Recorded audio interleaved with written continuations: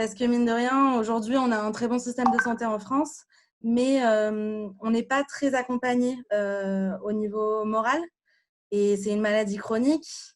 Donc, on l'a tous les jours. C'est quand même lourd, même si on a envie de dire tous les jours qu'on vit très bien avec. C'est le cas. Mais c'est quand même quelque chose à supporter.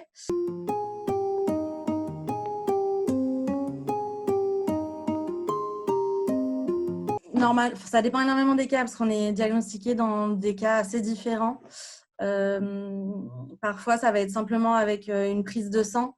Et dans ce cas, c'est simplement le médecin qui va dire qu'on est diabétique. Et en général, on passe quand même par la case hôpital avec un département de diabétologie où on va nous expliquer pendant plusieurs jours comment gérer notre nouvelle condition et comment faire les injections, calculer les doses d'insuline dont on a besoin, etc. Parce qu'on est notre propre infirmier finalement.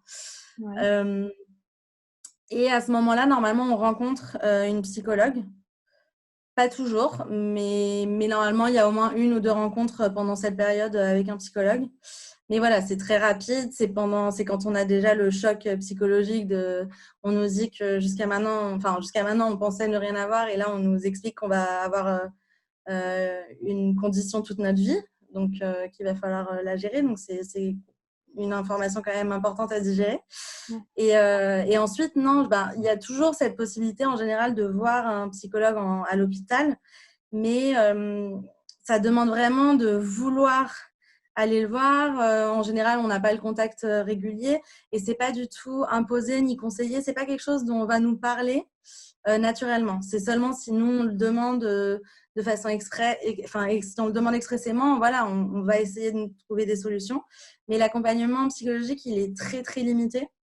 Et souvent, même quand on voit justement un diabétologue ou l'infirmier qui s'occupe de nous ou notre médecin, on va nous demander comment est ton contrôle du diabète, comment est ton hémoglobine glyquée. Donc, c'est que des données.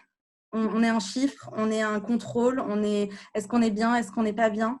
C'est souvent des mots qui sont justement hyper durs à utiliser. Est-ce que tu as un bon contrôle, est-ce que tu as un mauvais contrôle? Tu as l'impression un peu d'être un test et qu'il faut le passer, alors qu'en fait, tu es une personne avant d'être ta pathologie. Donc, les médecins déjà devraient pouvoir dire comment vous vous sentez aujourd'hui par rapport à votre diabète avant de demander une donnée chiffrée comme ça, des statistiques.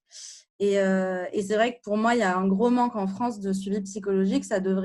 Pour moi, le suivi psychologique devrait être automatique euh, pour toutes les personnes atteintes d'une maladie chronique, en fait. Au-delà du diabète, ça me paraîtrait normal et utile que tout le monde puisse avoir un suivi psychologique proposé. Pas que ce soit obligatoire, évidemment, c'est sur la base du volontariat, mais ça rendrait aussi les choses plus faciles, parce qu'il y en a beaucoup qui se disent bah non, il y en a qui vivent avec ça, donc moi, c'est pas normal que j'ai du mal à m'y faire, que j'ai du mal à l'accepter, alors qu'en fait, si, c'est totalement normal et il faudrait une aide psychologique pour toutes les personnes qui ont une maladie chronique.